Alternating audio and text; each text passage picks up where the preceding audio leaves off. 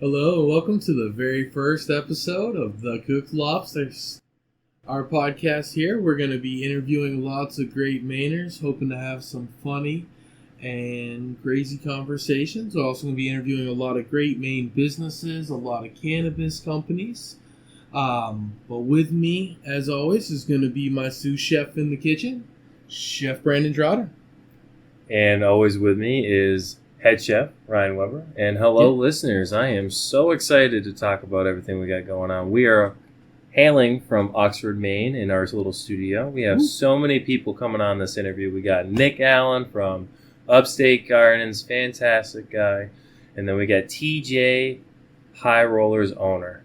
Do I even need to say anything else after that? Well, let me just ask Ryan, tell us a little bit more about the interviews going on, my guy. Well, some actually interviews that we got going on today. We're going to have two people that we're going to be interviewing at the same time here today.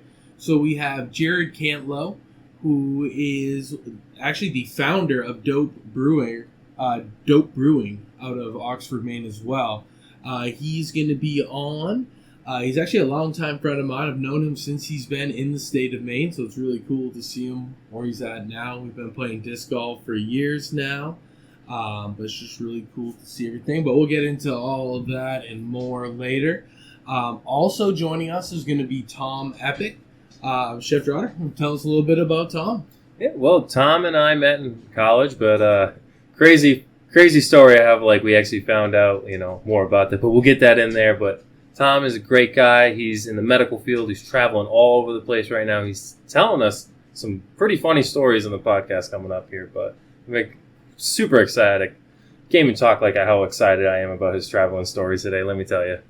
Hey, Chef Trotter. Hey, Chef Ryan. You smell that in the air? Oh, yeah, I smell that in there. I think it's the mics are cooking guy.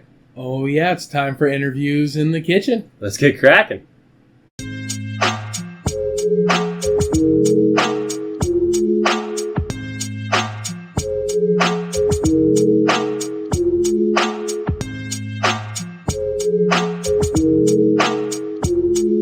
Welcome to our first interviews in the kitchen.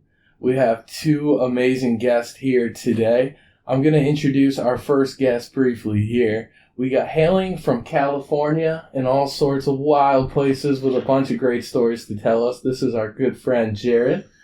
Hello. And to my left, or to your guys' right, whatever it is, I don't know, is my cousin Tom, who hails from Southern Maine. It's a wild story how we actually met. It's we were on the football team at one point, and then we were roommates, and then his mom was making me breakfast, and she asked for my last name, and she's like, "Oh, your last name's Trotter?" And I was like, "Yeah." And she's like, "Oh, we're related. Do you want some more eggs?" And I was like, "Of course I want more eggs," but like, what the fuck? I was just like not expecting that. I was just like half awake. I was like, well, so what actually happened before that was like, I think I was like calling you Brandon just like to make it easy on people to remember your name, because I didn't anticipate that my mom would be like, "Oh, that's my mom's maiden name." Like, have a familiarity with it. So I just kept calling you Brandon, and then they like slipped once. I was like, "Oh yeah, Trotter is gonna be coming over," or whatever it was, because we stayed at my place that night after whatever shenanigans the night before. And so like she primed me to the idea, but I don't think I got around to telling you, because I didn't really. I don't even think. She wasn't sure. She was just like, "Oh, yeah, that's like the name." And I was like, "Oh, okay, neat." Like, pretty small world, but I didn't even really think like what it actually meant out loud. I know, dude. It's wild because like I moved from Arizona. I was like, "Oh, I'm not gonna have a lot of family up here." And like the first person I met like in college is like a distant relative, which is kind of fucking nuts. It's crazy. You go all the way from Arizona to Maine, and then your friend in college happens to be a relative that you didn't know about. That's the type of thing that only happens. The type of thing. That's the type of Mainer shit that happens. Like, it's a small world out here. You don't want to burn too many bridges. You know that, and people were having kids back in the day. Jesus. Like big families. Oh yeah, families today are small. Like they was talking like the average family was like my mom's one of 6 siblings. What? Jeez. I mean, that's not even like Northern Maine shit. That's just how it goes. I'm one of one, man. You gotta breed the kids to pick the potatoes. Like that's the way of life. Something like that. I think down south they got like 8 kids per person down there. They got like big ass families down south though. In Maine, it's just like 4 or 5 people. I feel like though. Well, this is also now. Yeah. Times have changed on that for sure. The amount of people in America right now is insane. Holy shit. Can't fucking go anywhere. Now, I gotta ask Jared, what is this beverage that you brought in today? I'm just drinking it for the first time here. But he actually brought an entire keg into the podcast today. A little bit. Just a little one. 6. So this is one of the many times that I used to brew this. Although it's not quite a brew, it's a ginger beer. Ton of somewhat local ginger with some honey, a little bit of secret ingredient, make it nice and spicy. So what's the secret ingredient, guy? I don't know. What's the secret ingredient? It's got ginger. Yeah. I like mine nice and spicy. So mix this with any kind of adult beverage, spirit, if you may. Does have a little spice on the back end. I almost want to say, maybe even like some kind of chili something going almost on. like There's no chili. I feel like it's like almost like garlic wasabi type of Like spice.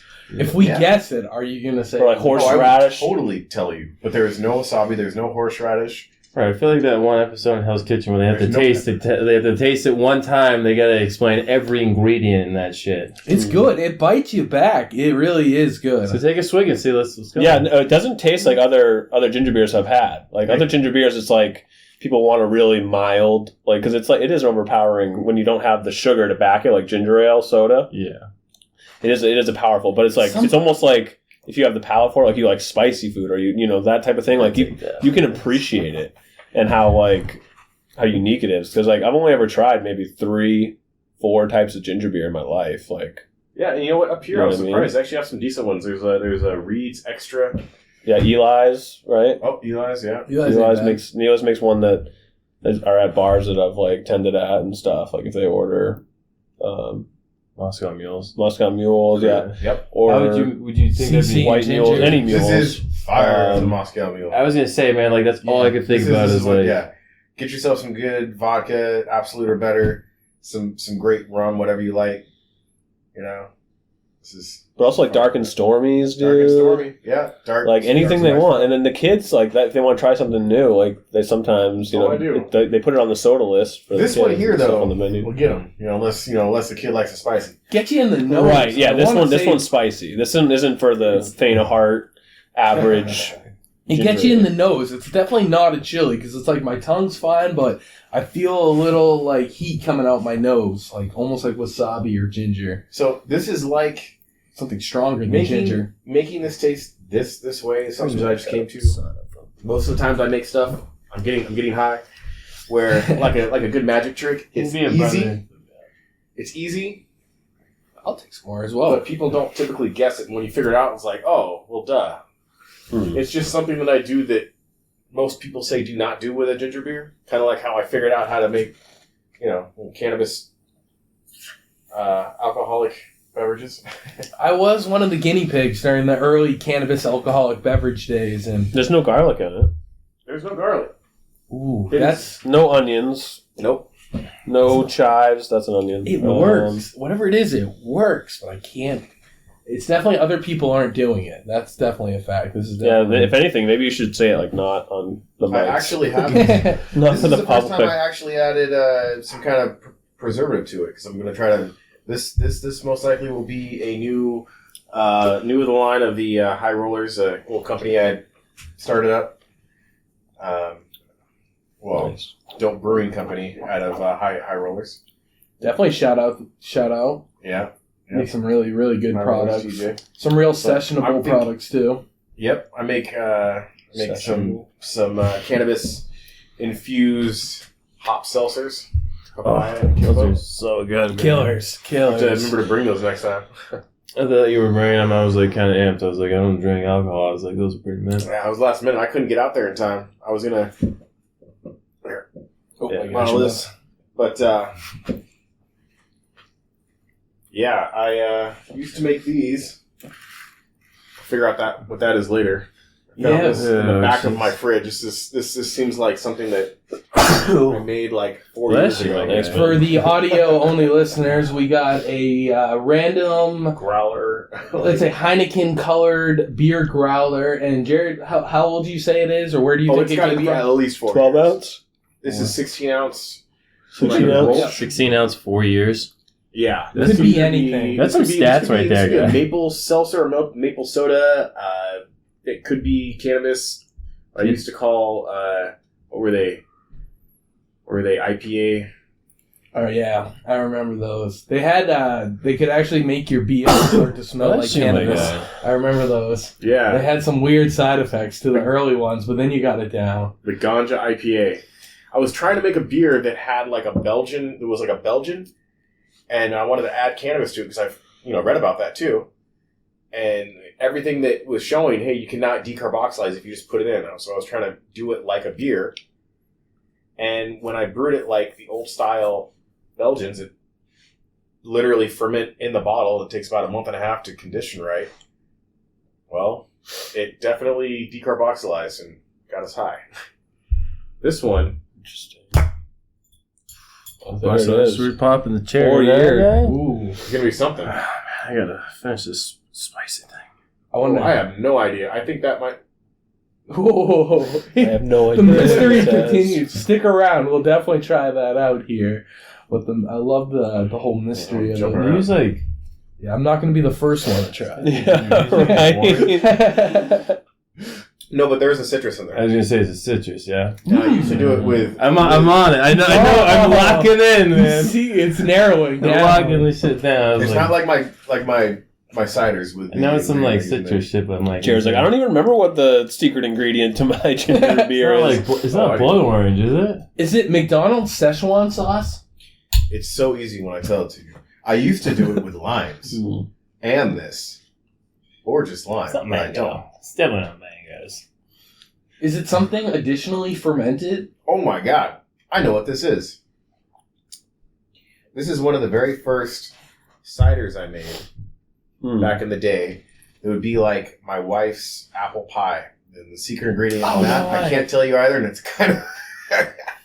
There's a lot of stories behind apple pie. We got a lot of secrets. I don't have a lot of secret ingredients of like the dishes I make. Like I kind of just like get the ones from Google search or like Instagram tells me how to make it or something. It's like I do have a few family recipes that I like know tried and true, but like as far as like brewing or having any secret ingredients ever, like this is not the Krusty Krab. Like I don't have like all these ingredients. I've just been like tracking down. Like I admire that you're like trying to refine your recipe, man. Yeah, that's such a cool attribute to like strive for. Yeah, I usually go for something like I read maybe like 4 different books on how to like make a certain recipe, and then try to alter it, and then 9 out of 10 times I find out that it's already been done.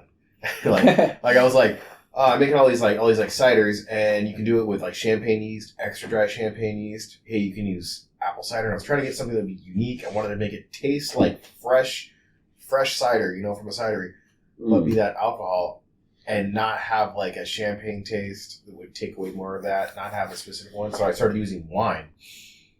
Like, I'm going to force carbonate it anyway. Why don't I just use like a really good California red wine yeast? And that worked. And I found out that, yeah, some people do that too. Just like with certain beer, Key is to master it and brand it. I'll tell you, no one's doing the way that I infuse cannabis into seltzers and sodas. This one here is going to be fire. I'm going to have it about like 25 milligrams using using my syrup. That's how you go. Is it now? How do you get that much infused in? Is it over time, or is it more of just the quantity that you put in, or both? Well, I'm going to use this time. Usually, I just use my syrup process to be able to extract it, but also keep like all of the nice flavory terpenes out of the drink. Like my papaya seltzer literally tastes like papaya. There's no puree. There's no papaya in it. It's from the papaya cannabis. It tastes more like papaya than when you smoke it. Like you can barely get that like hint of it. But when you have this syrup or you put it in anything, it's fantastic. I'm going to use a full spectrum to throw into this with the sugar amount and my syrup. It should mask a little bit of that extra funky flavor you're going to get. It's not quite like a tincture, which is to me like vodka bog water, But like, how people do those drinks are like, or nanos, but so. Well, the tincture can be a rough process. Okay, nanos are really nice because you can get a lot of bang for your buck, but they taste like chewing on Advil. So you try to put that in a drink, and you got to put so much sugar in it. It's like a daiquiri. I would say I've had sodas that have the nano emulsified process with it, and sodas definitely work best. I've had seltzers too, though, that don't have much sugar, and it still seems to work for some people. So it's interesting. Hey, Jared, I got a question for you, man. Like, since you're making sodas and shit, man, like, or from Maine, are you gonna make like a THC Moxie? And like, if you did, like, how popular do you think that shit would be? Like, you know, a bunch of people like I've never seen in my entire life how many people love Moxie. Like, it's good stuff. It's crazy. It's crazy. That was like, dude. That was like green tea, man. I hated it. I hated it, and then I like, hey, this like helps out with a hangover, and then I started liking it, and then I drink that almost every single day. I hated Moxie when I first. I was like, okay, this is different. It's an acquired. I was just about to say it's an acquired taste. I was living in. That's with everything that tastes. Let me try to mix this with some alcohol, some like whiskey or rum, and it did not work.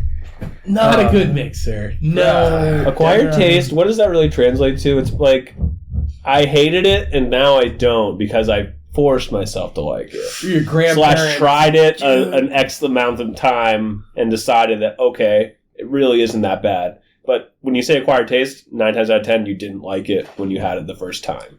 Yeah, whatever. Yeah, I could agree with that. I probably didn't. No, if you if you like Moxie on the first try, like it's like you were born. They say like that's what you tell an 18-year-old when they're sipping a Bud Light at a party or a Coors Light. They're like, it's an acquired taste, and then like they turn 21. You see them 3 years later.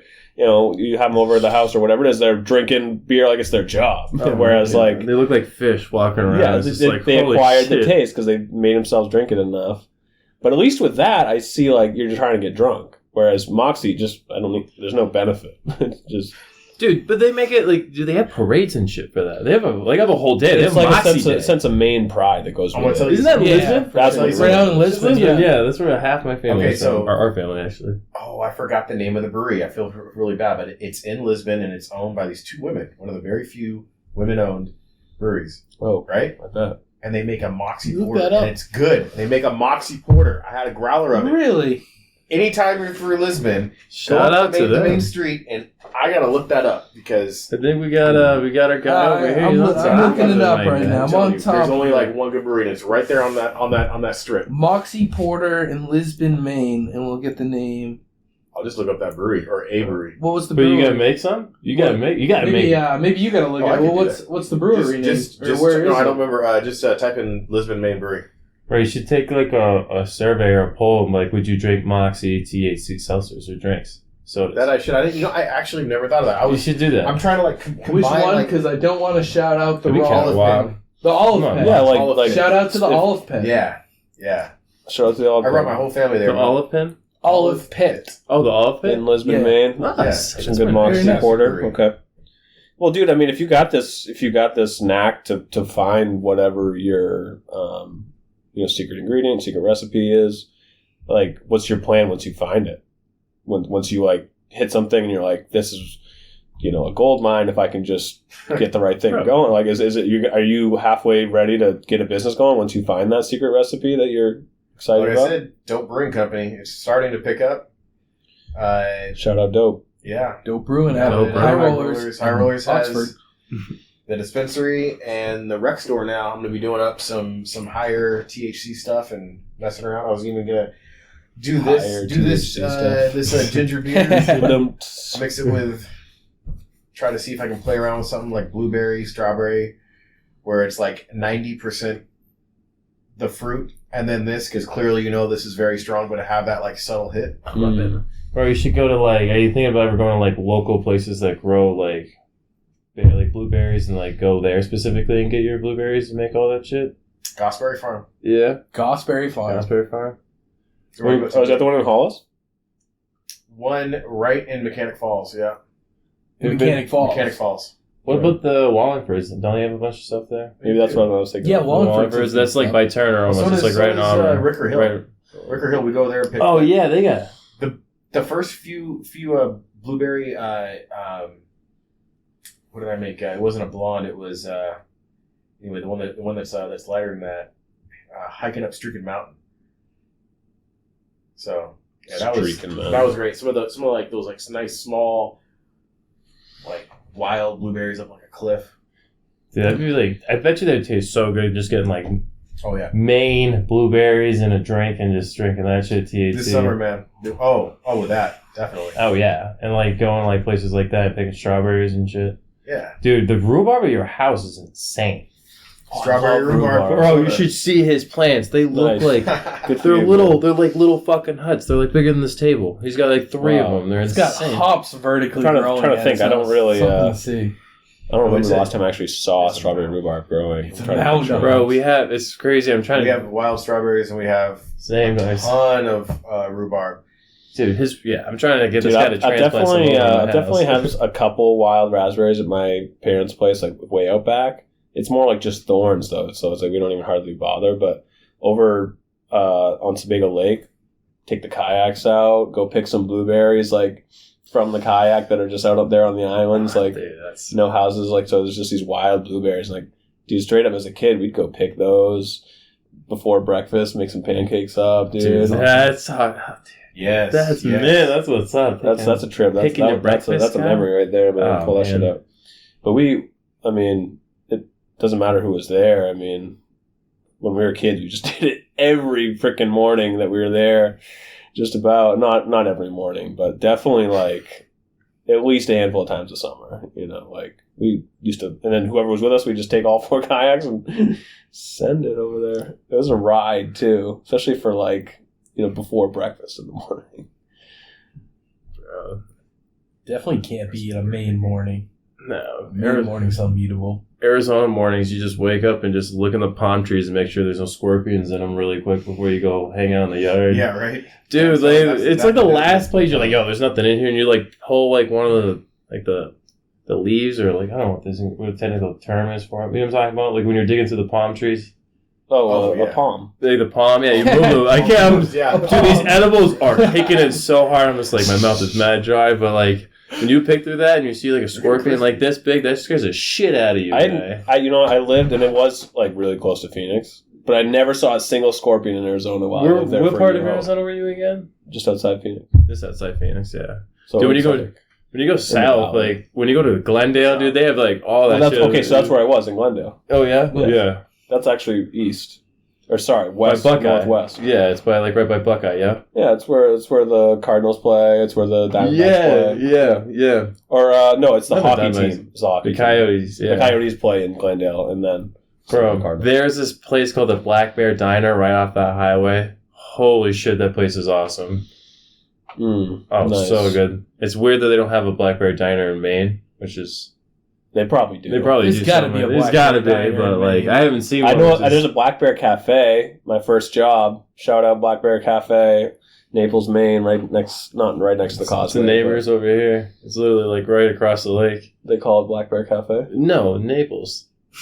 Oh yeah. Yep. Dude, if that was a Black Bear Cafe, actually, there like you can't actually pull up on it by boat. Yeah. But. Yeah, and there's a Black Bear landscaping company that I know the guy who owns it. I worked for him 1 or 2 days one time.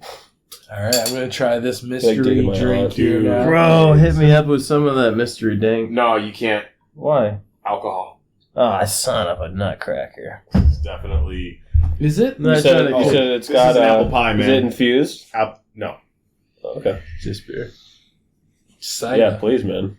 Let me smell your drink at least. No. That'd be weird. Fun story. I started making cider underneath my dorm room bed in college. Just basically putting like a bunch of sugar inside the gallon jugs of apple cider. Oh, yeah. And then putting a little bit of champagne yeast in it and then just shutting it and then coming back to it and kind of filtering out all the gross stuff. It did the trick, but boy, It tasted pretty terrible. I was going to say, I had a buddy in college. I think you knew my buddy. I went to high school with him. Literally just had a huge truck. Like it wasn't necessarily lifted, but it was just like one of those old strong. He's kind of like an old soul in a way, but so he had like this old truck. It was like literally an 80s like Chevy just pickup, like their biggest pickup model. Yeah. Silverado, I guess, but. And then, so he had this huge, like, you have those metal chests in the bed itself. Yeah. So we had one of those huge metal chests that was like the full height of the cab. And he just had that thing full of just liquor. And he was creating his own moonshine, and he'd sell it like by the jar, but he had them in his truck by like basically a whole keg full. Jeez, dude, that's how you make money that way. He had like 3 kegs worth of literally moonshine in his truck, and he'd just sell it for whatever. Like it was just like profit in his pocket, but he was just selling volume, man. Like he just had so much, and you don't need a lot. It's just like obviously the most potent alcohol out there, and Orono's the place where people are just gonna be like, sure, bro, cheap and gets me hammered. Dude, like, and that's on main day, dude. You be selling that shit by the. And he was, dude. He made out good. That's the real stuff too. The real stuff ain't got barcodes. Right. Oh yeah, we're talking about that today. Right. The real moonshine. For real. We're getting some moonshine sent up here from Tennessee. We might sample it on one of our future casts here, but I don't know about how authentic moonshine is that has a barcode on it. Bro, I got our boy Blake from college. Traps. Blake? Oh yeah. Mad Traps. Isn't he like McCormick? Yeah.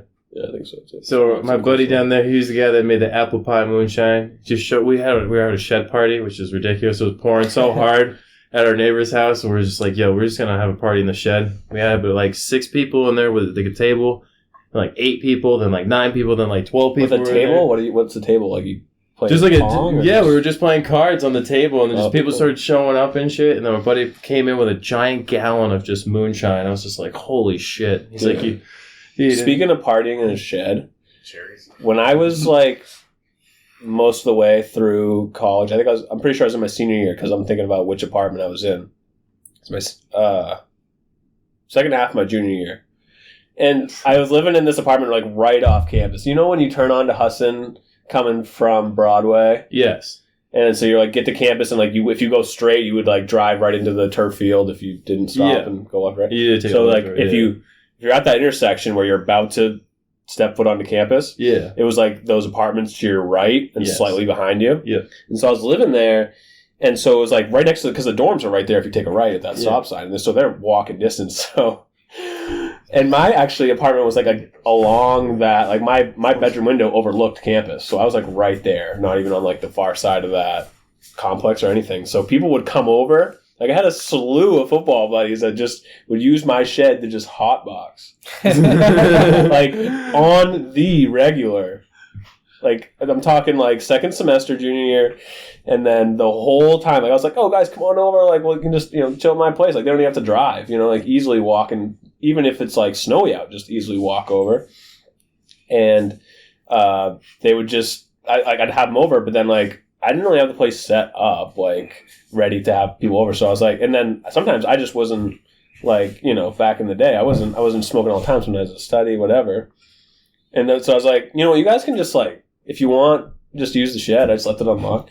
And then the next thing I know, like, a week goes by, and it's like every night there's like 2 or 3 parties of people come into my shed to turn up. And then they just go back about their night sometimes. Or, like, they text me, like, hey, we're out here if you want to come down or whatever. I'm like, I know. That's crazy. The super illegal days of smoking weed. Bro, if you back in the day was like now and you had those like scam barcodes, you had to like scan it to pay to get in the shed to smoke. It's like a $1 fee.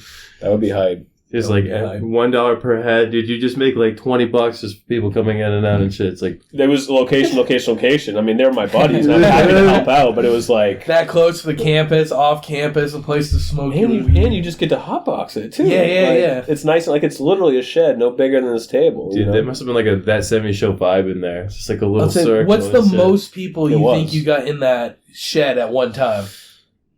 I will admit there was probably more times that I wasn't with them than I was. But there were times I think they had more people in there, but the most I ever saw was like a good 7. It was a small shed. Like you were on top of each other no matter what. But it was like I also told them like just don't leave the door open. Guys like do me a small favor and like don't get me evicted. You know what I mean? Like 'cause I'm happy to put on the crew. Like I really am. Especially if I don't have to like go out there and drive them around and like take an hour of my night to like figure it if out. anything, I'm just happy to like you guys are good. Like might as well just be giving them a car to sit in, but not. It's just slightly different. Oh, it's just so much different. You get in a car You're that's just standing like up, yeah. But like there was a time where I had a car on campus and I was just like, yeah, you can go hotbox like anytime you want. I'll just leave the damn thing unlocked. Like I had gotten a crash and then I was like, oh, obviously this is how that shit goes. It sucks, but you're broke in college, so I didn't like rush to get a new car. So I was like the boys. I was like, guys, you can just like pull up in the Altima like anytime, like until I get her towed off campus. Like where she's sitting. She's not going anywhere. Oh my god. And then so it just reeked. But I think it probably weighed more when I went and sent it to the yard because of all the resin that was caked into the walls. Like I made it. It was nice and heavy for the weigh-in. Oh my god, bro! I've probably hotboxed like 12 people in the party bus. The party bus, the 1990. Why am I drawing a blank? Stop being such a stoner. Bronco, is it? No, it's a... Shout out OJ. Yeah. That was the one thing. I told him no shouting out OJ. It's not Subaru. What's a fucking... Suburban. Oh, it's a 1919 Suburban. That's true. Dude, that thing was a legitimate How many tank. rear windshields do you think you went through? Oh my god, dude. Should we tell him about that? Well... That was the same night I found it that rolls pig. up and down, right? Yeah. But then, it goes right into the bottom, and then it doesn't... If it's rolled down, and then you open the gate, you can, but you put it back up and it smashes, or if it just falls, it smashes, or whatever. So, for the people that don't know, the back window rolls up and down like a side window. It's not like a hand crank or anything. So, there's no frame around it. So, when you open, when you want to open it or close the window, you need to have the door shut to do it. We're leaving. Was that the night that we were at the bonfire and we had to leave? I know we had a lot of Was that when the cops showed up that night and we all had to leave? I think so. That was the night I Supermaned back and through the window?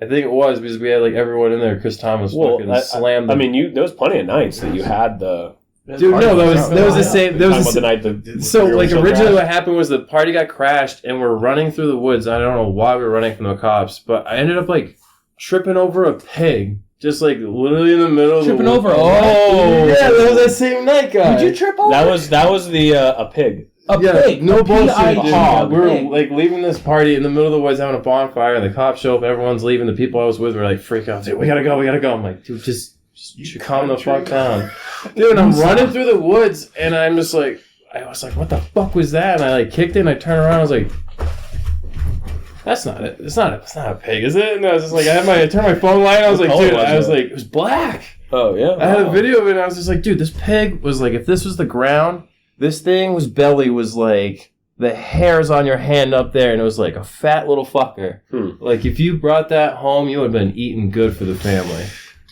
But see, I'm only not having my head spin because I've heard this story once or twice. Yeah, and I was actually there that night too. And that was the night I jumped through the back because we were running back to the car, and I finally found. I don't think those are the same. Why was the pig in the woods? I have no idea, dude. That was a hopping party. It was a cussing football party out in. That was at York's house.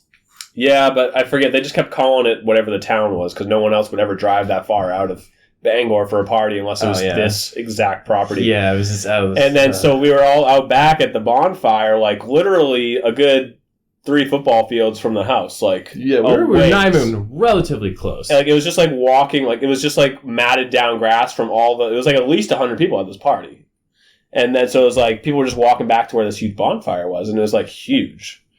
And next thing we know, dude, everyone's just enjoying themselves, having a good time, walking around, getting to know people. And this wasn't the beginning of the semester where people were just meeting either. No, we were good. Party scene had been established, but it was still football season, mid-season. And then next thing you know, down this foot beaten path is 2 sirens just start flashing lights. Everyone's like, dude, yeah. Everyone's head is on a swivel. And then so that's the way everyone came was where the cop cars are coming from. And so everyone's just okay, I guess I'm going in the woods. So everyone fled to the woods, and apparently Drotter, when he did, ran into the one pig that's apparently just residing there. I literally wanted to bring it home and be like, yo, I'm bringing home the bacon. I really wanted to say that and bring this pig home. And ended up so I get out of the woods and I'm walking down the sidewalk and I see the car and I start fucking sprinting, and then some random dude starts sprinting after me. It was weird as fuck. And then he's like, hey! I literally stiff armed him like right to the fucking face of the pavement, and I just kept running as fast as... Dude, I was so drunk, and I was just like, nothing is going to stop me. And that was the year, like, I gained 45 fucking pounds in that first semester. Well, dude, you were working out like a fucking fiend. That and beer. That was great. Beer, too. Yeah, dude, beer will do it. But, like, we'll do it. And then I saw the car, and like we were saying, the window goes up and down. I, like, straight up jumped, like, 6 feet away and, like, Supermaned it through the back window. I landed in the back, and there was like 8 people in the back of this fucking truck, dude. And there's like 4 other people in the front row, and like in the front row. You rode in your own truck. Yeah, I wasn't even the driver of my own car, and I was just like, all right, great. I remember people were hiding under cars because it was like, I think it was early enough in the semester that like the freshmen were like legitimately scared. I got lucky when I was a freshman. The cops showed up at the first party I ever went to, so it was just kind of like a nice introduction, like, yep, all right. Welcome to college, boys and girls. That was sophomore, like, first semester, because Jordan Bedard was there. He wasn't there. Oh, yeah. We were No, it was... that's right, it was, because the football boys, like, they were done their season, that's why they were so ready to throw parties. Yeah, it was like Jordan and Kevin were all down that aisle. Then we moved to... that hallway from dorms. Yeah, then I was roommates with John and everything, but... The reason why I was bringing up the window is like, dude, we're leaving a party, and so the back gate goes up and down, and someone was, oh my god, dude, I was so mad when this shit happened. The window was all the way up when the gate was out, and then I was telling that guy, I was like, don't close it yet, don't close it, and you can see the windows going down, and the kid just fucking closes the door. You remember who it was? Oh yeah, it was Thomas Black, right? Oh my god, I was the last one to jump in, so he tried to blame it on me. Bro, dude. we're not. The worst part about this is we're literally at the 4-way intersection at a light, and he just fucking. It sounded like a gunshot, and all the glass in the back window just all over the fucking street, and then they stop. The driver literally stops. I'm like, what? No, he didn't. No, he just drove straight through it. If we're thinking of the same break. Because I remember being right there for it. Oh my god. I was the last one to hop in, and then so like I basically crawled all the way up in, and then I went to reach down to get the door. I was like, I'm up here, and then I turned around to tell you or the driver or something. I was like, hey, you got to close the rear windshield, because we like always like we all knew about it because we like didn't we were cognizant and jumping in the back a handful of times. I mean, obviously everyone was pretty hammered. It was ridiculous. And then as I'm like, I literally had just said it, and I look around again, and then Tom Black, and like he wasn't like, oh, Gerard's car, F it up. Oh, no, I know, but he's just like, it wasn't like a typical car window breaking where they like elbow it. It's very intentional. Like this was, that shit was so loud though. Like it was sounding like a gunshot, and it was just like, great, we're in the and then it sounded like a nice little rain. We're literally in the middle of Bangor, which is the worst for police. Yeah, the glass is just splashing as we were driving away. Oh, dude, that was... For some reason, I remember that he just drove right through it. Didn't even... Like, what are you going to do? What's there to stop for? You going to go pick up the glass? No. That's the only thing you could stop for, and don't back over it. There's just a lot of wild times in college, dude. Holy shit. Way too many. Well, you remember, I was going to say earlier, like the first night we went out, like when the cops came the first time, and my roommate, Chris... Yo, your roommate Chris is a character. I'll say it that way for like the listeners out there, but he's a character, man. Like he got me in trouble. Like not even first week of school. Like we were in preseason, and I'm already on probation. I got arrested. Like straight up by the fucking dorm and the police, dude, because they thought I like got him drunk, and he got so like. Yeah, what happened was we were at that first party, and the cops got there after he had swallowed down at least 2/3 of this handle of Jack. Bro, he was like gone. Gone. Sounds like a him problem. Next thing we know, he's like, not even conscious anymore. So we're not like, coherent. It's like it all happened to us like a chain reaction. It was like basically a domino effect where it's like he drinks too much that he's like, whatever, like ready to die, and then the cops show up. And then it was like, so the team was brand new. Like all these freshmen, like we're all just boys because people like it's like freshman year. That's just how it is. High school, college, whatever. Like freshman year, everyone's just buddies. And then next thing you know, It's like our quarterback on the team, Jalen, grabs the freaking handle, hucks it at a fat tree, and like smashes it. Our quarterback throws the thing. We were trying to get him out. We're like, yo, we need to get him out of here. We need to go home. So we grab him outside, and he's like fucking stumbling over the front yard. Yeah, no, he's passed out. He's hitting his head on every stair as they're pulling him down back towards the car because he's a heavy load. I was modest about it, but like, yeah, he's pretty young, but like, and then they get him back to campus, put him in a dorm room. Oh, bro. So yeah, they put him. Right? Yeah, dude. They put him in the dorm room, and I'm like in a different. So I went to go back to my room, and I went back with Mark. What was it, Mark Roy? Okay. But with AJ's roommate. So I'm going back to my room, and I'm like, I have a roommate. I knew his girl was up, so I'm like, all right, I'm coming in. Knock on the door. I'm like, yo, I'm coming in. I grab my keys. I'm coming in. I put them in the door. I'm coming in. I open the door, jingle the handle. I was like, I'm coming in. I open the door. All I can see is just his bare asshole just going to town on his girlfriend, just not even stopping. And I'm just like... You actually saw his butthole? Okay. Oh, straight. Or was that an exaggeration? Was that just like drawing you in, or you didn't just see his nuts? Because usually... dude, I saw everything. I was just like... dude. And I was just like... You should have told him you were coming in. Oh, I didn't. I didn't know, dude. Man, I didn't tell him loud enough, so I closed the door and I looked at Mark and I was like, dude, I just saw something I don't want to ever see again. He's like, do you want to sleep in my room? I was like, yeah. Can't unsee it. Oh, my God. Fucking take this thing. I'm sorry. It's not a microphone. Microphones are over there. But couple hours. When is there ever a good time to see... never. Your friend or your dudes. Never. But especially your roommates. You just have that conversation in the morning. I see wieners every day. It's rough. Like, when I go to work, like, there are naked people on that table every day, whether it's a guy or a girl. Do you want to elaborate what you do for work for the listeners here? So we just, they don't make them think about, like, what's your cousin do, guy? So, it's kind of hard to explain, and a lot of times people are like, oh, never thought about it, but of course the world needs that. So, what happened with my profession is that it's actually relatively new profession, like in the past 50 years, where, I'm not a doctor, but what we do is to the right hand of the doctor and the anesthesiologist, who's the other doctor in the OR. And then, so the physician, the surgeon is like, okay, I'm operating on hearts. I want to fix this person's heart, but this heart's keeping this patient alive. So I can't get in there and make their quality of life better because they'll, perish in the process. And so it was a limiting factor. Like, they just got to a settlement and they're like, well, I guess, you can repair a couple things like on the outside or, just the great vessels or whatever, but you can't really operate on the heart because you just kill your patient. So then that's when they came up with this idea, let's just bypass blood around the heart. Let's do it, it's called extracorporeally, where it's just outside the body.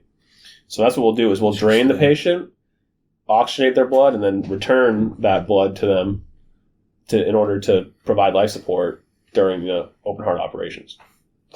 Wow. As well as, administer like medication to the direct microvasculature of the heart to like arrest it, give it that drug to get it to stop beating. And the patient just doesn't need it. Doesn't need their lungs either because we're oxygenating it with, we got an oxygenator that's in line that just, you Y in some oxygenated air or otherwise just medical air that's the same as we're breathing right now and just oxygenate the blood before you send it back to them. And so it keeps them alive, but, the surgeon's the one at the field, like, doing the whole repair while I'm just actually sitting back, not even scrubbed in, like, just doing my fair share of keeping the blood in homeostasis. And the surgeon can do what he has to do. The anesthesiologist can do what he has to do. The nurse, the PA standing across from the surgeon. Everyone has their role. So that's my role. And I've been fortunate to be able to, work at a few different hospitals that are doing, any open heart program has to have us. There's certainly no ifs, ands, or buts about it. And then we have responsibilities in the ICU, too, to provide heart or lung life support. Wow. What got you into that guy? I kind of stumbled across it, to be completely honest with you. Like, I got out of school and then, I was doing physical therapy when we were hustling together, or pre-physical therapy as it is. And then I got enough of the way through it that I kind of decided it wasn't for me. And the only part about it that I didn't want to leave PT was that I just didn't know where I was heading. It was like, this is a program, I can get through it, and then there's a light at the end of the tunnel. But what ended up happening is I switched over, did basically, they call it health sciences, but it's essentially pre-med or a bio degree. And then I just looked for jobs that were in my area, moved back home to Portland, looked for jobs in my area, and they happened to be hiring one of main med, and I clicked on the ad, just whimsically, like, oh, what the heck's that? Like, and they just, they actually aren't hiring perfusionists at that hospital very often, and then I read the description or something, and I don't know if there was a phone number on the ad or whatever, but I went and shadowed. Nice. So loved it from there? Yeah, I think I did a good dozen shadowings and just applied for some schools. Because the thing about another thing I learned from that job search was that there's really not a lot of jobs for people who have a pre-med degree, because the system's set up, go off to school, do more schooling, specialize, or otherwise, go to medical school or whatever. So there's really not, unless you want to work in a lab or all these other things. So it's a great degree for getting into grad school, if you got your numbers up, but it's not worth a lot to get a job that's worth the 4 years. Listen. Unless you go off and do grad school. So it's kind of like I already had my head in grad school, entertaining what I wanted to do, and then that just kind of fell in my lap. It's pretty fucking sweet guy. Yeah, but my roommate in perfusion school, his story was even cooler. I remember he said how, like, he was working as a CNA, like LNA, like not making great money, wiping cleaning ass. butts, exactly. Type of thing. And like, that's hard, honest work, and I appreciate the people that do that. Shout out to them. It's not like an easy job. No, and neither is nursing, neither is a lot of these professions, but CNA or LNA, whatever they're called in your state, like that is, you are working. Yeah. And it's backbreaking work. Like, you should be sore after that shift because you're like just, go. Stop. And then he was like found someone's pager. This is my roommate in perfusion school. He like found a pager and he's like, oh, I got to get this back to whoever's it is. Like, I don't know how he figured out whose it was, but it was perfusionists. And he's like, oh, thanks so much, man. Like, I really needed that, right? And this is honestly, this is at Mayo Clinic, Mother Mayo in Rochester, Minnesota, where he just happened to work. And so, like, he just apparently is Mr. Took advantage of the situation, like Mr. Fortunate to, like, just stumble across that, in his life. I was too. But at the same time, like, that was, like, destined for him. Like, he found that pager. He gave that pager back to that perfusionist, and the perfusionist was like, this kid's cool, or this guy's cool. Like, maybe he wants to shadow a case, and told him he should, and then he did. I was like, dang, dude, like, that came knocking on your door, like. Yeah, man. Wow. It's funny how things intervene, and then next thing you know, it's everything. Yeah. Yeah. When are you going to open your own brewery, guy? That's another question. Well, that would be nice. So, I have the money, I'd already have it. Yeah, the thing is, I was surprised to see how inexpensive it was to actually, on paper, start a business. I did that. I went through that process recently this year, just to work for myself within this profession, and like, as far as like mailing in some stuff, or I actually used LegalZoom, which I think was a great idea. A lot of that stuff you end up writing off whatever you pay them through the business too, or whatnot. You save those receipts of what you had to pay to start it up, and next thing you know, the business is just going. It's like anything; it's a lot of front loaded work, but it got it going without breaking the bank. I was surprised. So you're not working straight for the hospital. Hospital's paying you as like a private business? Yeah, I'm like a contractor of theirs. Wow. Okay. Yeah. Or they hired my company to work for them. I'm just the only person in that company working. Right. Yeah. Yeah. It's easy to do paychecks. All right. Bank transfer. A lot of people to keep track of. Oh, man. Thank you very much. Just don't forget to pay your employees, Oh Yeah. yeah. But and it doesn't have to be more than that, man. I mean, really. Sure, you'd have some supplies and some business expenses, of course, that Oh yeah. you'd rack that up real quick. That's all part of the big overall ALO equation. Assets minus liabilities equals owner's equity. Yeah, I think I still have a lot to learn. Luckily, TJ handles most of that. Well, guy who owns the high rollers. Dude, they have like such a convenient spot. Like they got a great location. If you talk about business and locations, like, do you know where High Rollers by is? The casino. Isn't it like right next to DeMillo's, or used to be? No, Like it's that. right by the casino. Are you talking about the lobster truck? Yeah. Oh, yeah, he's talking about the High Rollers lobster because there's a truck. high roll. Yeah, and they were. What are you guys talking about? Yeah, they were first. High rollers, if I'm not dispensary, and now rec store. Oh, you took me there. Yeah, it's right by the casino. It's like it's like what cabin? Yeah, I guess you took me to one. I think you were driving. I don't remember exactly if it was next to the casino or not. Now that I think about it, but It's been a while. It's definitely well lit up. It's like such a nice building to look at when you're driving down. The rec store was a nice addition. okay, Wow. yeah, I think that's it. Yeah, then it's I like, remember having curbside appeal. and then you just go right down the road if you want to go to the casino. But dude, they gotta get sports betting in there, guy. We gotta get Maine's gotta get it. They gotta get a guy like At least. I was thinking, hopefully, like a poker room. Everybody asked for that. dude, have it like But, the sports Seabrook betting, in New Hampshire. You've been to Seabrook, New Hampshire? I have not. You've been No, there, I yeah? haven't. I have, yes. Yeah, they need to have that like right there because except for people, dude, I know so many people from Maine literally drive Well, all the way to Maine to New Hampshire to do that shit. Like, why don't you just stay in Maine and do it? it Like, has to save be so some much. kind of laws because, like say, like remember when I was trying to put in a basket when I was like in between areas when I'm brewing my stuff. You know, Put high it in a rollers. I'm basket. like in this backyard here, you could have like 2 holes and they have a little bit of forest, so it's pretty much in the backside of the dispensary. Are you talking about disc golf? Is like a big lawn. Oh yeah, I brought my basket and discs right. out. Okay. Oh, okay. And he owns a little bit of this like forest. It's just a little bit past that, and you could like clear out some of those trees. But I was just tossing back and forth about a good like 250 feet. That's where he ends up having Easter egg hunts for the kids. It's like, Bro, you got me geeked out over here. Jeez, I thought we were talking about poker rooms, and then you were like talking about disc golf. I was like, wait, Yeah, what? I know. I told You got me spaced out. Switched me out, I was just dude. like, dude, wait. I'm like, am I really that? Yeah, I was Gone wondering. right now? I was wondering if What I I was was the trying animal. to relate to that Yeah. was with the legality of trying to get something like sports betting. It must be just as hard as me when I was trying to get TJ to go, hey, look, if we put in, you could like charge people or just have this up to not even charge them as something that would keep them going. And then they're like, I gotta buy some more weed because I'm over here, throwing disc in the backyard. But he's like, no, the legality of that is just insane for having that. You have it as a separate business. Yeah, That's what you're gonna but have. he can't have that touching it. He can't own it at all. That's the thing.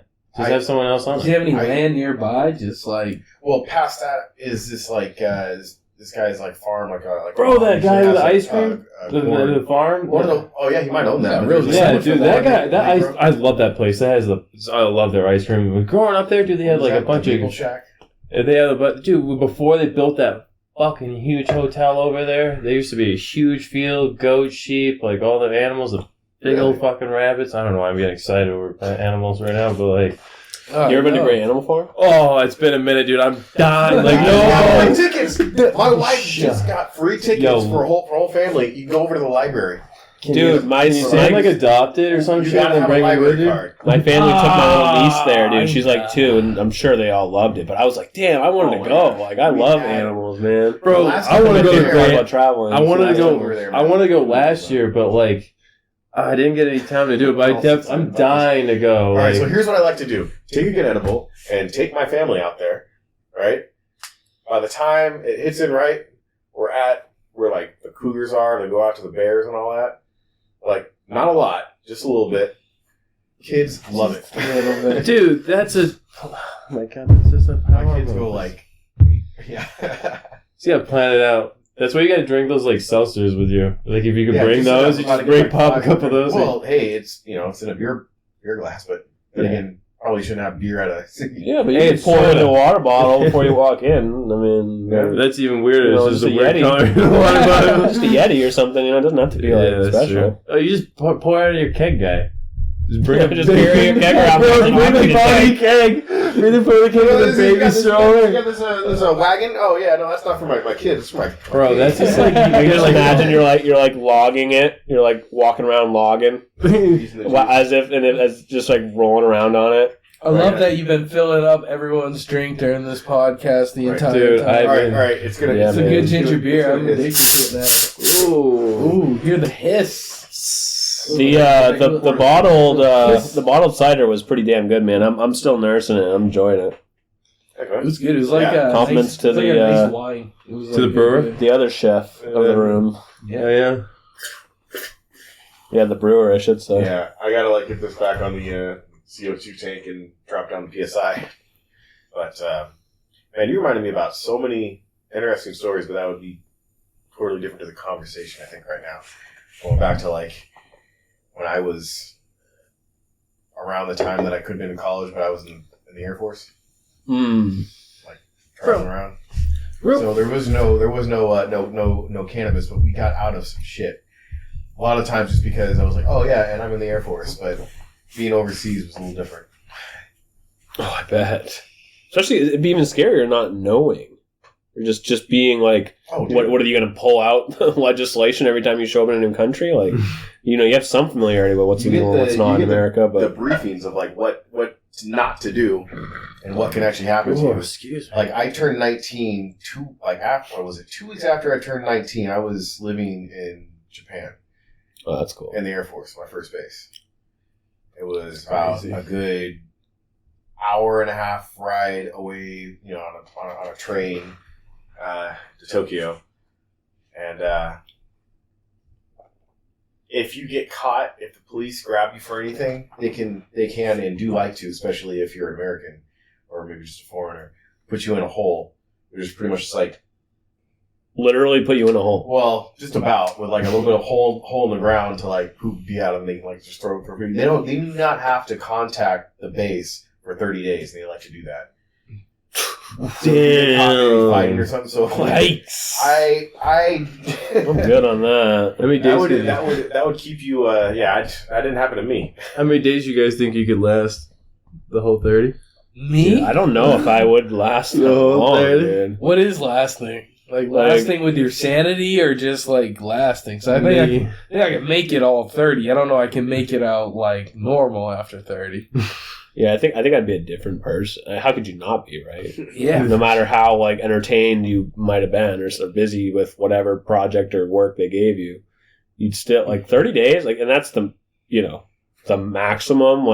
I'm sure it's been more. That's what, court martial, or that's the law of war and stuff. That's how people do war crimes. There must be some intangible laws or something that are agreed upon. Oh yeah. I've never read it or anything. I'm not educated on this subject, but real quick, Jared, tell us how you got to where you are now. From your journey is it kind of blows my mind how you got to that where you were and how you are now. You're into brewing THC beers. That blows my mind. No, you're not saying that because that is very, very illegal. But it's very, very illegal to sell. I always just give.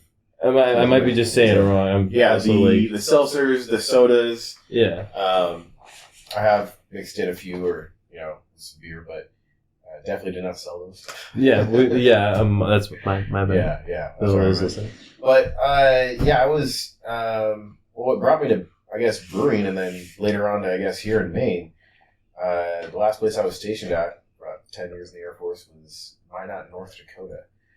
And that was after about a year and 4 months in Korea. Having a blast toward the latter part of that, some in the middle, none of the beginning. That's a story. But I got in love. I found this one. There was about 310 bars right outside the gate in Songtong. And everything you can see. I even found underground poker at a Filipino bar, restaurant, served fantastic food. Ended up dating one of the waitresses there for half the time, or most of the time I was there, which was awesome. But I found this like Belgian store, this like Belgian like bar that from this guy who could barely speak English, who was Belgian, who just had this like little bar right there with this 2 awesome pool tables. And I was like, oh, this beer, let me try that. It's different. And he had some fantastic stuff. And then he had Leffe, Leffe, and that stuff. He had it in blonde and brune, which is the only flavors I've ever seen. And, blonde and what? This Belgian blonde, this Belgian brune that is done with Belgian candy sugar, and it tastes better as it warms up. It was brewed by these monks in the year 1140, and they don't have the kind of technology. So to do that, I want to learn how. Later on, I was just like, I had this stuff, and hey, you can get whatever. And I go to the next base after I lose my follow-on because of what happened to me when the first few days I was there. I had a follow-on to go to Eglin Air Force Base, Florida. That's what you do after spending a year in Korea because you don't have any freedom. You can't have a car. You're at war. I mean, we're still at war. So you're on point. I was working in a special zone out of the flight line for the E-2 spy planes. So we had to be on our P's and Q's, and I wasn't. But anyway, she goes, man. Yeah, that's a good one though. But so I get my follow-on lost. They did not want me because I ended up with an Article 15, and I got sent to Minot, North Dakota, where no one wants to go because it's just cold. It's just and you're just in the middle of nowhere. It's flat. If you go up to Canada, there's just more flat. and they didn't have anything. But some stuff. Top 3 things in Minot, North Dakota.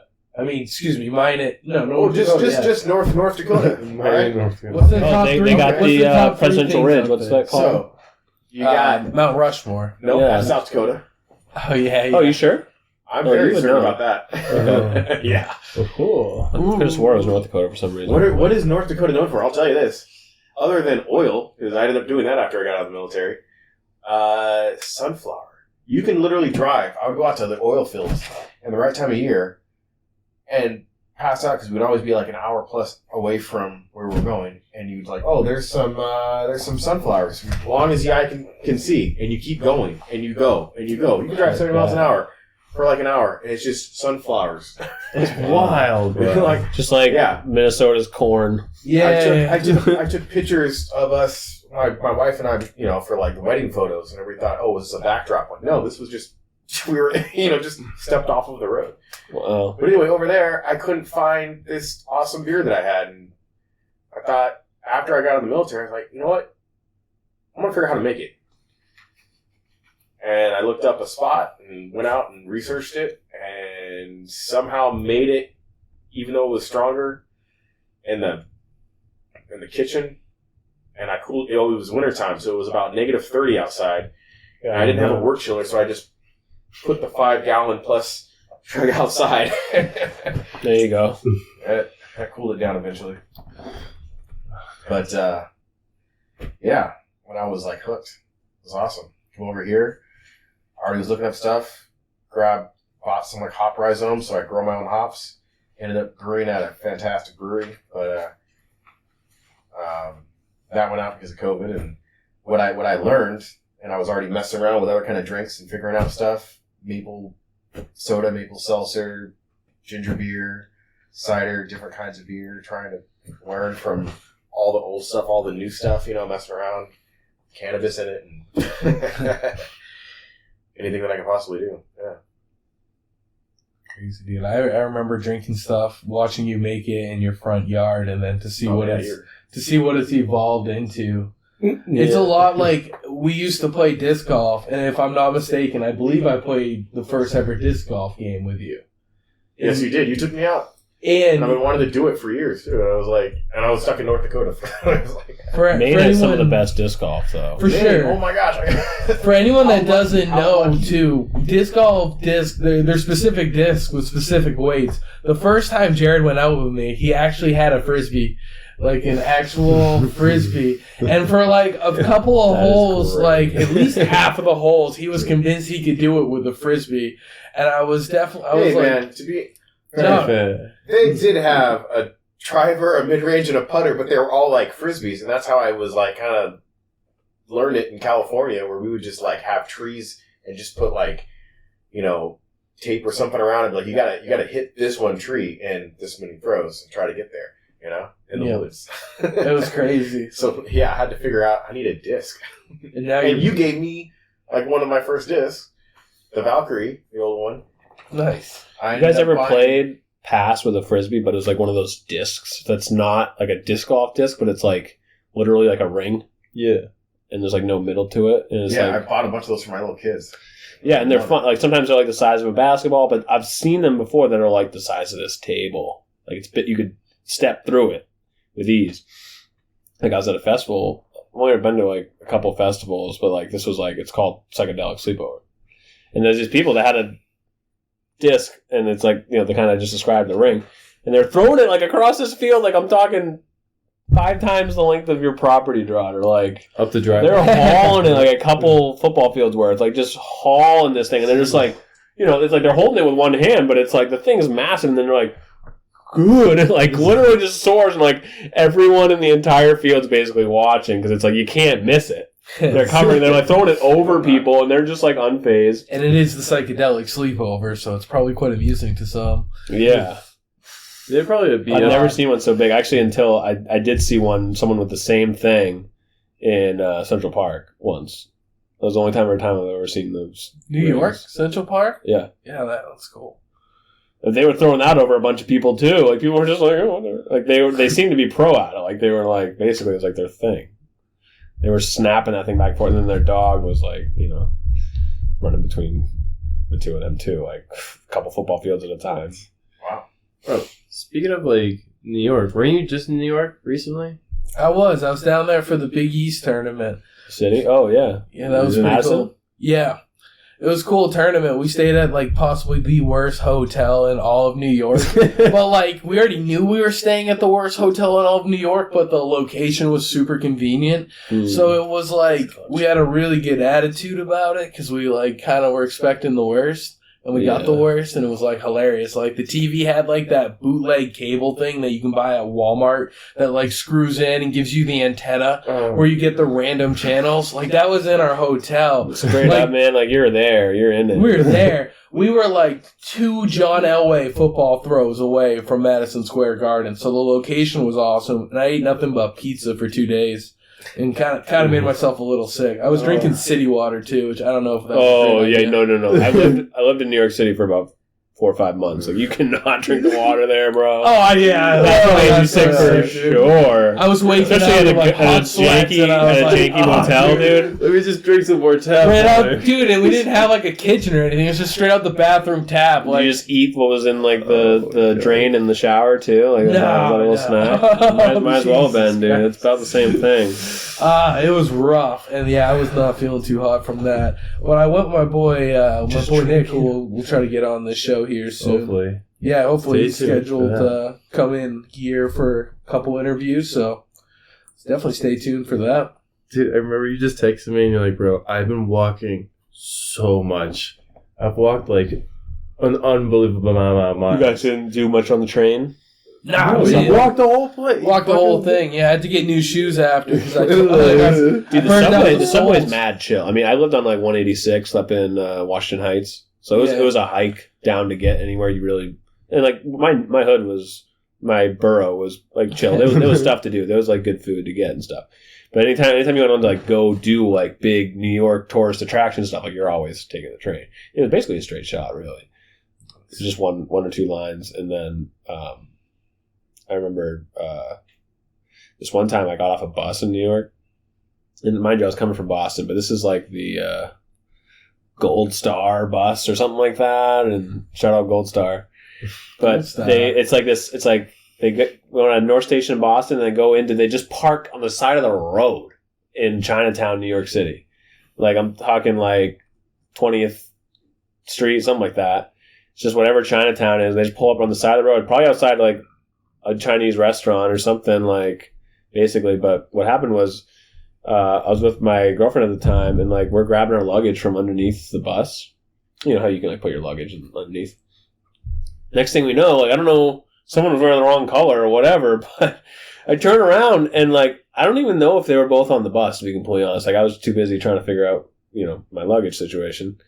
But this guy that weighs, like, 150 pounds more than this other guy who's an absolute string bean of, like, a 6'3", both men of color, just wearing different colors. One's wearing red, one's wearing blue, and then one of them definitely got his ass beat into the pavement, dude. Like, I'm talking, like, ruthless, like, down in Boston? No, it's in New York. Oh, that's New York. Gotcha. Yeah, Big Apple. Yeah, the Big Apple. But, dude, like, I'm talking, he was, like, got knocked, fell down, was laying down on the ground, like, just basically, like, pencil.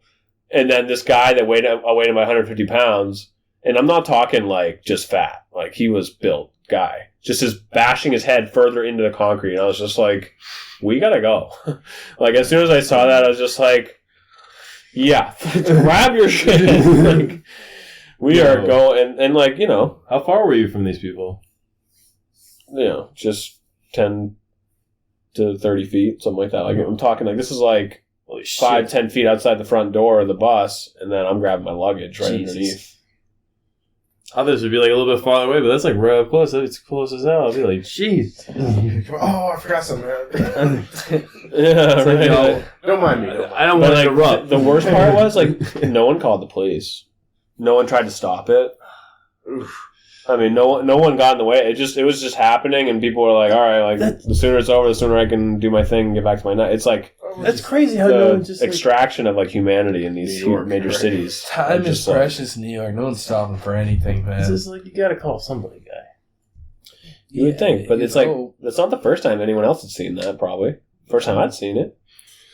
But, I'd only lived there for a couple months at the time, and, like, I was just going between the hospital and my place. Like, I wasn't getting. You weren't seeing it, like, every day, obviously, but dude, it was something. And I mean, there was a bunch of cool stuff we did down there. I guess, like, you can look down along the city. You can obviously go to Central Park, and Central Park has a little bit of everything. Like, it's enough to, like, keep these people that are otherwise living in, like, a box, with either literally or otherwise tiny apartment. Like, I meant it, and.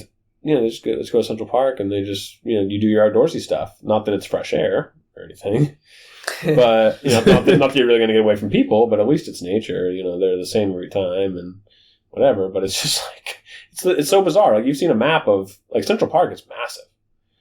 It's like the entire core of the city.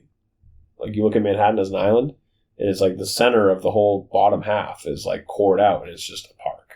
It's like, probably like 20 square miles, if I was going to guess. Like, it's a huge park. I've always seen it on TV.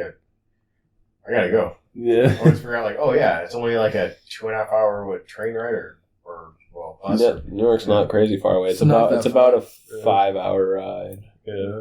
If you hop on 95 right now. Yeah, I'm thinking of Boston. Do you drive in New York while you're down there? Once. Just once? When I was dropping off my carload of stuff to move in. Yeah. He's like, yeah, no way. I drove from wherever Madison Square Garden, I think that's like lower Manhattan or middle Manhattan, over to, we also went to another tournament at the Barclays Center. So that drive was like pretty... Oh, you took your car down. Yeah, we drove right into the city. Yo. Yeah, we paid for like some event parking, so I think it cost us $100 to park it for like 36 hours, and then it cost us like $40 to park it for like 12 more hours. So, that's not bad. So it's like 2 days. Yeah, that's what I was saying, Joe. Like, check out the rest. Guess who? Like, tell them about the rest of your story when you were in the tournament. Who you met up with, and who you saw there. Oh yeah, we were almost in courtside. We were right next to Carmelo Anthony was down there. You were courtside? Yeah, that's what I was trying to. Yeah, that's what I was trying to tell you about him. I didn't realize you were. I was sitting courtside. I mean, yeah, that's what I was trying to. I was like, yo, let him tell you about like this story. It's crazy. Yeah, no, it's crazy. There's a lot of crazy stuff. There's always stories and adventures every time you go down to New York. Sure. I love being down there. It's awesome. They got a lot of weed stores that are like kind of open up. It just became legal as I was living there. Yeah, so they're just starting to like kind of pop stores up. There was like 2 or 3 stores we walked into that were like still opening up. Some that I'm not sure if they're rec or med. They're kind of in between. It's kind of weird. They got their own thing going on. Yeah, dude, they'll just sell it to you on the side of the road. Oh yeah, dude. right. Just like they'll sell you food from a what am I trying to say? Like food truck. Yeah. But it's like they aren't even really trucks. They're just like trailers that they drop off, or that reside there. Basically, they just never move. I don't know the difference of permits and stuff if they even have that, but yeah, some of them just stay planted. No wheels involved. It's just like a trailer. Right. Now I'm just thinking about real estate on the sidewalk. I'm just thinking about food trucks and food. Oh, that sounds so. But yeah, no, that was it. Like anytime you walk a block, you probably went by 2 or 3 food stands. Sounds like it. I'd probably be super fat if I lived in New York. Well, it's also like you also just think like I was there during COVID, so that's probably like how do those guys wash their hands in that truck? Like, you think they got running water? Or are they just picking their nose? I think like the new ones do, but like the ones that get grandfathered in have definitely less standards as far as like sanitation goes. That and it's like if you care a lot about sanitation, you're probably just not a street food kind of guy. No, it's like I see those falafel stands like way downtown, and they got one like on each side of the same block that's like 100 feet away from each other, owned by the same guy. Yeah. And I just like wonder, are there really that many people eating falafels that you need? There is, dude. Halal food in New York is literally just like that's the food to have. That's what they have for street food. Always halal food. All the hot dog vendors and stuff all have like gyros and like all kinds of other stuff, and like, dude, people sell anything, dude. They're selling Rolexes on the side with Rolex spelled wrong on it. Like, you get anything you need on the streets of New York. Yeah, watch is a watch. Watch is a watch, dude. They just don't overpay for a watch. Oh yeah. Yeah, I don't even see. Yeah, like, I'm getting a great deal on the side of the road in New York City. Like, who's getting a good deal out of that deal? You know, you think it's the person selling them or the person buying them? Yeah, I would give you one guess. Oh, I just feel like you never see people wear watches too, like actual watches. Like everyone's got like digital watches and shit. Like it's like after your like last one breaks, you're just kind of like, why do I need when I have a phone that now tells me the time? It's true. It's like a fashion statement, though. You know, it's a collector's item. Like some people like hats, sunglasses, shoes, whatever. It's just another apparel. And if anything, it's a smart investment to invest in gold. I mean, if people aren't buying blocks of gold, they'll buy jewelry, and sometimes watches. I think Ron Swanson and just have a shit ton of gold buried under a tree somewhere. No one ever said that's a bad plan. I mean, people's walls. Speaking of Ron Swanson, I think we're going to have a mustache gentleman's bet sometime with these fights coming up, my guy. Oh, you're talking about shaved face? Like wagers? You're talking about a little bit of... a little wagers, my guy. We'll definitely that would be hilarious. Definitely have to have a cast with you around the some of the up-and-coming UFC fights and talk a little bit more about that in the future. Oh, yeah. Definitely sometime. Especially if you're bringing beverages, you're always welcome by. 100%, my guy.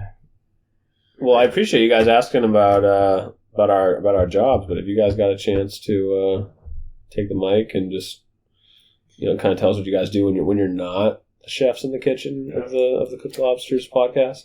Dude, always chefing it up. When I'm not chefing it up, I got a little weed store running in Lewiston. Shout out to Upstate Gardens. Big shouts. Big shout out. Big shout out. What about you, guy? Oh, well, I work at the good old TD Bank customer service, my man. I do like my job. It's I like the hours too. It's Sunday through Wednesday, so it's like 10:30 a.m. to 9. It's like it's a long day, but you get like those 3 days off. You're like, holy crap. Well, what else do you enjoy about it, or tell us? Well, there's just like some funny things. Oh, dude, some of the stories you hear. So the best part is, I used to work at TD Bank because I've heard a couple. So I've had the stories. same job. I don't know if I can say. Right? I don't know if I can yet. Like I gotta. I don't know. Like I can definitely. Yeah. So like. Crazy shit. I've heard so much. For all those listeners that do are my colleagues, please don't get me in trouble. I will not say anything, but like he could say whatever the fuck he wants because he's not an employee anymore. The ideas and opinions of me do not reflect the values of Chef Brandon here. Yeah, I'm trying not to, absolutely, yeah. There's a lot of good stories that... Yeah, there's nothing bad, nothing detrimental. I'm sure it's the same stuff that happens in every customer service job. Just people being crazy, people saying crazy things. When you're on the phone, sometimes it can turn into like a free-for-all where people are always just like yelling at you. Dude, I bet there's a certain amount of anonymousness. Yeah, I feel what you're saying. Anonymity, Yeah. ambiguity in those conversations because you're on the phone. It's almost like getting mad in traffic. No one's gonna, or if they did come at you, you can just lock your door. Like you're safe enough. They can bust your window.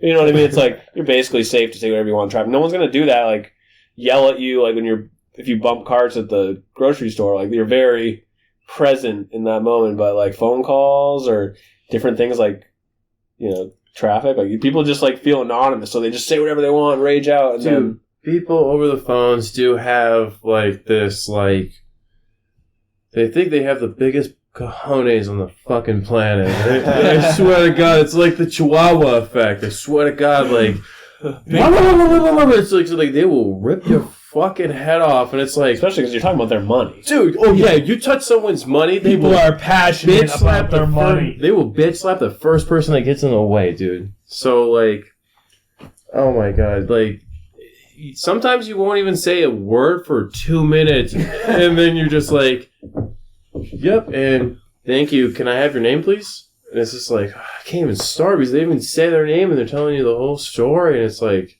I'm so sorry, but like, holy shit! Like, can I get you pulled up? Like, god damn, I can't even do anything. I feel like I have my thumb on my ass, so just chilling over here. You gotta like, let them like finish their breath. Yeah, and I just don't want to be like, oh, sorry. Like, can you like shut the fuck up for 2 seconds? Like, I can't say that. Like, I'm not gonna say that to her. So sometimes people call back after like getting dropped by someone else, or maybe they lost the phone call, but it's always gonna be your fault in customer service. You gotta take like some ownership for some stuff that happened that has nothing to do with you, and it's just like the repetition of it was always like super overwhelming to me. Dude, I had a conversation with an employee about like when a customer yells and you happen to be working from home, and they're like, and you told me that story, but like, yo, you gonna yell at me in my own house? Yeah. It's like it's just like at work it's one thing, but you're in your house, you're like your sanctity, you're just like for sure, your safe place, and you're just getting ass chewed up by someone over the phone that you'll never meet in your entire life. You're like, you gonna yell at me like that? For sure. I had a call when work from home was like brand new to TD Bank. We were like the pioneers of it, testing it out. And I had one call on like the third day of doing it where this guy was just yelling at me. He wouldn't let me talk. Kept muting my mic, just hoping he would burn out. Had my dog right next to me. And finally, after like 6 minutes straight, I realized this guy's not going to burn out. And I was looking down at my dog, had Avatar on in the background because I was not focused at all. Well, you do like that movie with the sound off. Yeah, Avatar is my favorite movie with the sound off all time. We can get back to that another time. But this guy kept yelling at me for 6 minutes straight, wouldn't stop. So finally, I just like snapped on him and took myself off mute and was like, "You're gonna yell at me at my fucking house? I don't think so. I'm watching Avatar. I'm done, boss." And I pulled the internet out, and then I fucked up because then our Avatar went off because I had it streaming at the same time. But at the same time, I win. I still feel like I got the W in that one because he had to probably call back. Like, you're not like deciding TD's policies or this whatever customer service position you have. You're not deciding your bank's policies or employer's policies. You're just working. Exactly. And the person just needs to yell at someone. Yeah. Yeah, sometimes you just gotta take it. It's just like, yo, I'm not gonna meet this person. Like, just listen to what they're saying, but just don't take it to heart. Like, you gotta not take anything to heart on the phones. And it's like, either you make it or break it. Like, one thing, like, I wish, like, customer service did more is, like, really did something for, like, the employees. Like, dude, you just get mentally beaten up all day for, like, 9, 8, 6, 10 hours, whatever the fuck you work for those hours, like troubleshooting people. Dude, you just get straight, dude. All like if you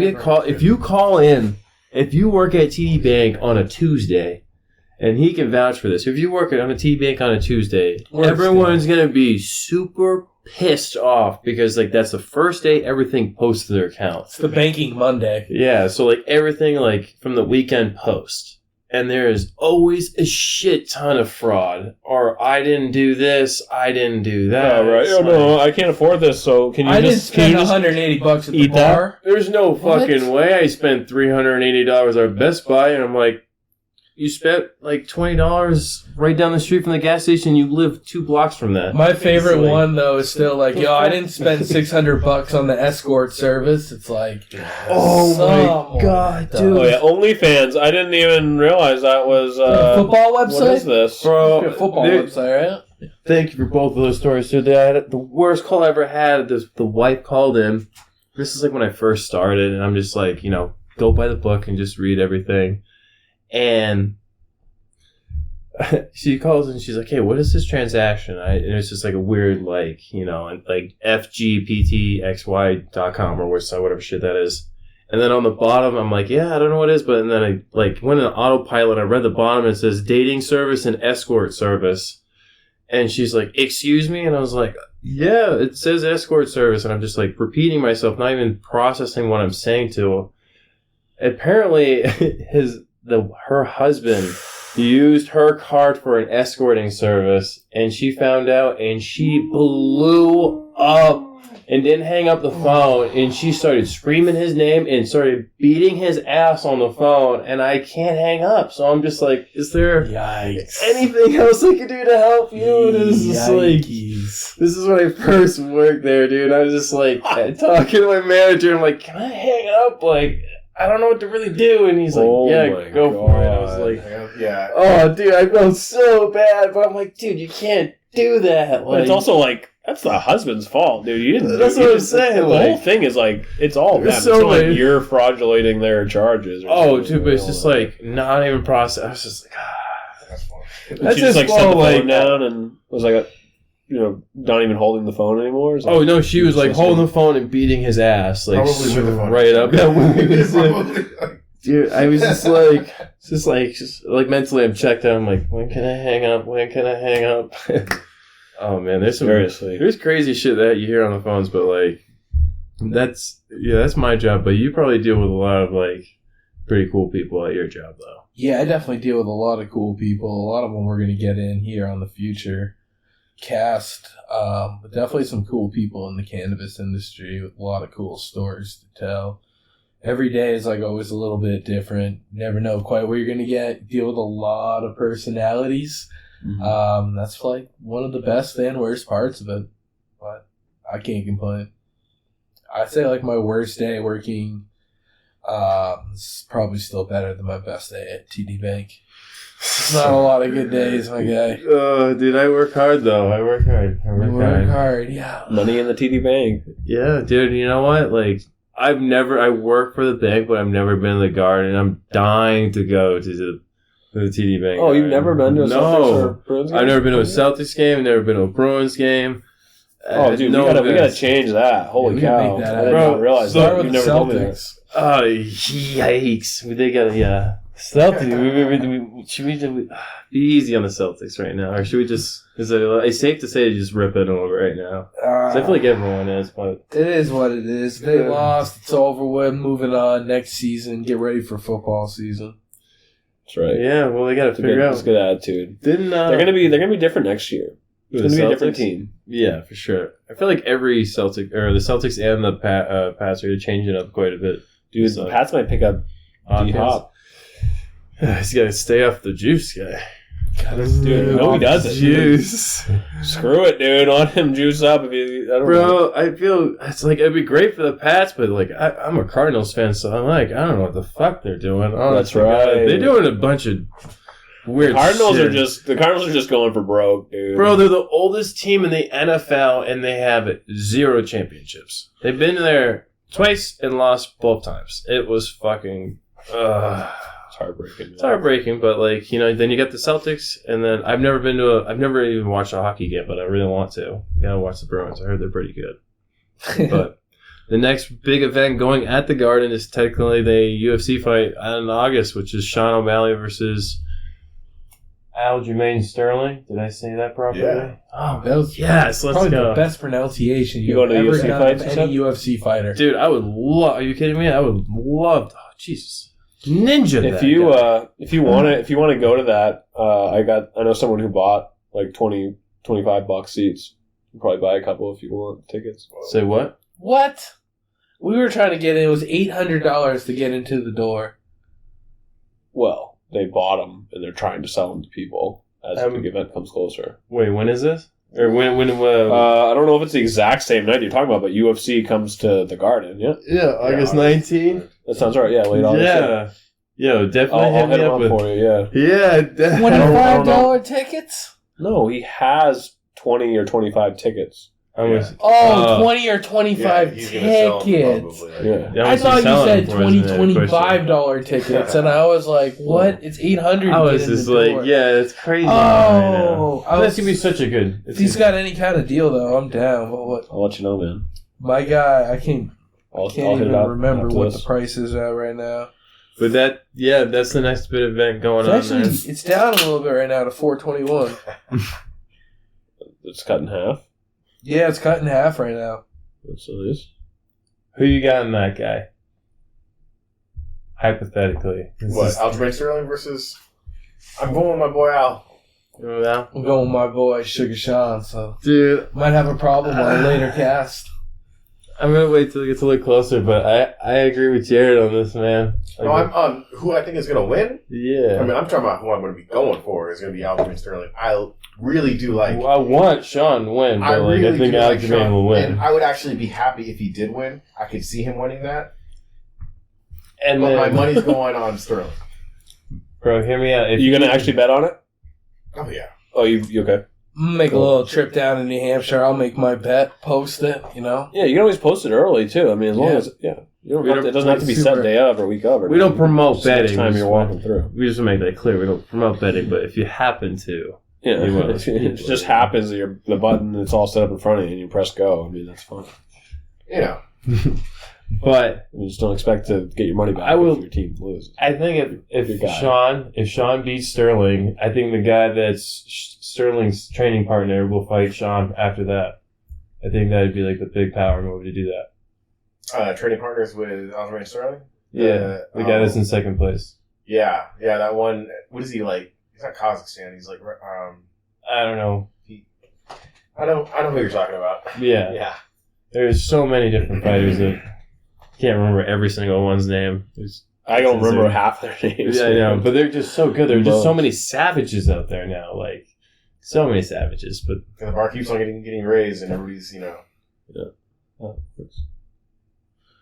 Oh, Well, That's anyways. yeah. man, these drinks are kicking in pretty hard, my guy. Oh man, they're pretty good. Feeling good. We appreciate you guys coming out here again. Oh, yeah. Definitely. Thanks for having us. Yeah. Appreciate you guys being the first co-guest on our show. Hopefully we can have both you guys back down at some point. Yeah. Well, yeah, it's been real. I know we've been going on here for a minute, but it's been good talk. And Thanks for having us. It was good being here. Oh yeah. It's always nice seeing both of you out here. It's nice seeing you one. We get one or the other, but it's crazy to get you both at the same time. Like, It's this fate. is wild. it's fate. Because you're always traveling, man. You're literally like all over the place all the time. Like I'll in Maine. get a text and he's just like, "Yeah, I'm in Kentucky. I'm in Florida today." I'm like, just like, "Where are you?" All over the place. Like, "Yeah, I'll be in Arizona for like 4 weeks, and then I'll be moving out to Minnesota." And I'm just like, "What the hell?" Yeah, I've lived in a few places in the past few years. For sure. That's I fun. was in Florida for a good year and a half, and then I've been traveling for work since. Nice. That is nice. Yeah, Virginia Beach is nice this time of year, dude. I got my clubs down there and nice little hotel room waiting for me when I get back, I guess. It's nice to actually have you in Maine, though, like everyone here. It's Yeah, pretty good. yeah. I usually take about, I'm trying to get as much summertime as I can in, really, but basically just to be here is just awesome. And going up Katahdin this weekend, Maine's tallest peak, it should be a good time. I know. Making good of my time in Maine, you know. We'll have to get you on the cast next time or later on and have to tell us about that. I'll let you know how it goes. Hopefully be back around fantasy football season also. Oh, yeah. That'll be the time. I was dude. waiting for that conversation to come up. Join the league. Jared does have an invitation to join the league this year. It's expanding. Yeah, I got to see if I can make time. I think I'm going to be expanding the whole dope brewing. So I'll let you know by August. It's back to you on that one, man. Yeah. But, no, it's been real. And like I said, appreciate having you guys on. 100%. Yeah. Never done this before, but Yeah, we're still, two cooked lobsters trying to figure out what to steam up for a good conversation under here. oh yeah. But and then by the time we boil it down, it's time to be eaten. So yeah. No screaming though, but it's a good fight. Time to dip us in butter and sauce it up, yeah? I don't even know. Speaking of that, do you want to cook some food up? I think we're going to cook some food up. Oh, yeah. All right, chefs. I got Thanks for hosting. Yeah. Stay tuned for some cooking videos and all kinds of great content. But again, appreciate you guys and checking out. Have a great day. And welcome back to the Cooked Lobster. Man, those were some fantastic interviews in the kitchen, let me tell you. They were hot and spicy today with Tom and Jared. What do you think about them today, Ryan? Really nice to have them both here at the same time. We'll definitely have them both back, probably individually at some point on the cast. We want to thank you guys for listening the whole way through here. We're available right now on Spotify, Apple Podcasts, and anywhere else, honestly, that podcasts are available. And we are available for free in entirety video podcast on YouTube for right now. So no subscription, nothing needed. So Chef Drotter, anything you'd like to say to the good people before we sign out here for our first episode? I'm just always excited and always appreciate the fans for always listening to us. We're always excited for the people that listen out there. And for the people that get the visual, you'll get a visual treat next time when you get this podcast up and running. We got the banner coming up. It's official. Getting things up and running. So yeah, we'll have the construction done here in our studio this week. We'll have some merchandise for the fans too here soon. Probably lots of giveaways to be had. So stay tuned. But right now, Drotter's Uncle Andy needs us. He is floating on a raft right now. We got to go save him. We'd love to stay here and talk with all you good people, but I got to get cracking. I know, we got to get cooking on the next thing here, guy. Are we going to go with the paddleboard or are we going to take him in the canoe to go get him? I ain't getting him in my canoe, dude. I say we just throw a rope out and we tug him in. But Bro, he's like halfway across the lake. we'll find out. Stay tuned.